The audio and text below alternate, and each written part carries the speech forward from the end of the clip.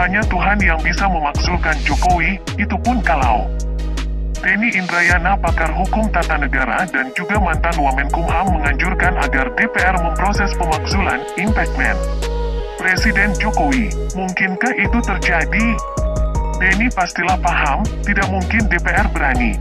Di akhir surat yang bertajuk, Laporan Dugaan Pelanggaran Impeachment Presiden Jokowi, Denny mengatakan dia sadar itu tak mungkin dilakukan. Tapi, ujar Denny, saran pemakzulan itu harus disampaikannya karena dia, sebagai warga negara, tak rela UUD 1945 terus dilanggar oleh Presiden Joko Widodo. Sekali lagi, pemakzulan Jokowi tidaklah mudah. Hampir tak mungkin.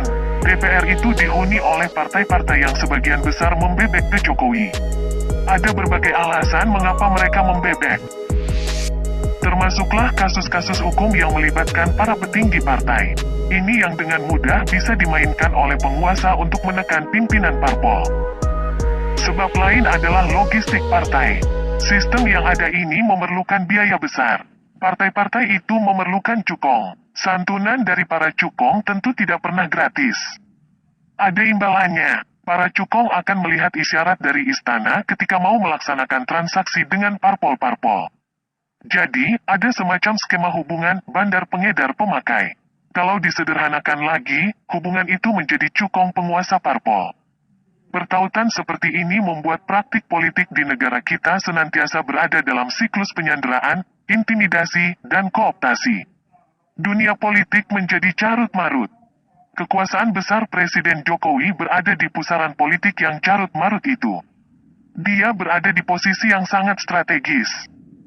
Dan karena sangat kuat dan strategis, Jokowi memainkan banyak peran sekaligus. Jokowi itu mirip perusahaan film milik aktor atau aktris. Dia yang menjadi penulis naskah merangkap bintang utama. Dia juga sutradara, produser, dan distributor. Artinya, Jokowi ada di semua cabang kekuasaan. Jokowi ada di eksekutif yang memang core bisnisnya presiden.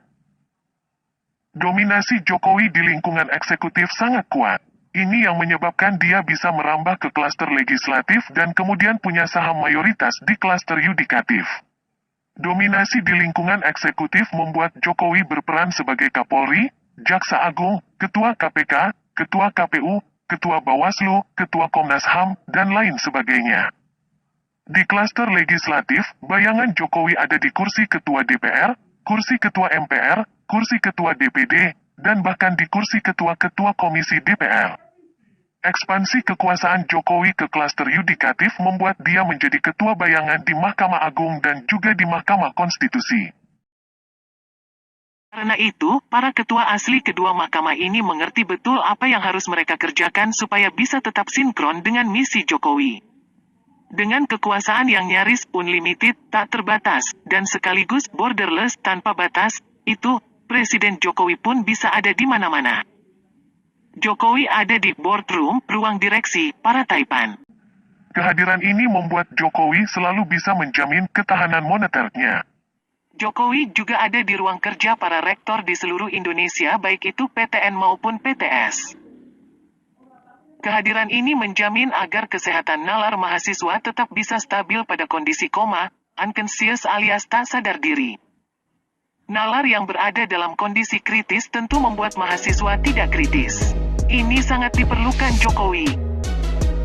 Nah, dengan gambaran kekuasaan yang sangat luas dan sangat kuat itu, apakah ada yang membayangkan pemakzulan, impeachment terhadap Presiden Jokowi bisa berjaya? Kelihatannya tidak. Jangankan berhasil dimakzulkan, untuk memulai hak angket di DPR saja pun hampir pasti tidak mungkin. Karena itu, kekuasaan level manusiawi tidak akan mampu memakzulkan Jokowi. Kecuali kekuasaan Tuhan yang Maha Perkasa. Itu pun kalau Jokowi tidak mengajukan gugatan ke MK untuk mendapatkan hak menolak kedatangan malaikat maut. Tanggal 9 Juni tahun 2023. Asyari Usman, jurnalis senior Freedom News. Sumber, Facebook Asyari Usman.